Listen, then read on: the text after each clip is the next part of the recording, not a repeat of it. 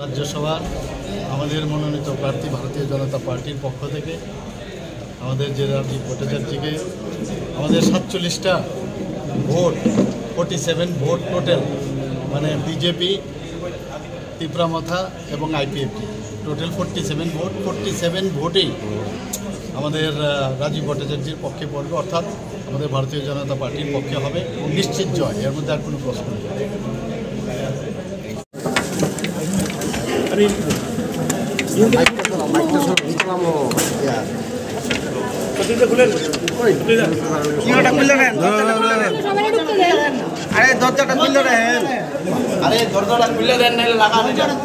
রাজ্যসভার আমাদের মনোনীত প্রার্থী ভারতীয় জনতা পার্টির পক্ষ থেকে আমাদের যে রাজীব ভট্টাচার্যকে আমাদের 47টা ভোট 47 ভোট টোটাল, মানে বিজেপি, তিপ্রামথা এবং আইপিএফটি টোটাল 47 ভোট। 47 ভোটেই আমাদের রাজীব ভট্টাচার্যের পক্ষে পড়বে, অর্থাৎ আমাদের ভারতীয় জনতা পার্টির পক্ষে হবে নিশ্চিত জয়, এর মধ্যে আর কোনো প্রশ্ন নেই।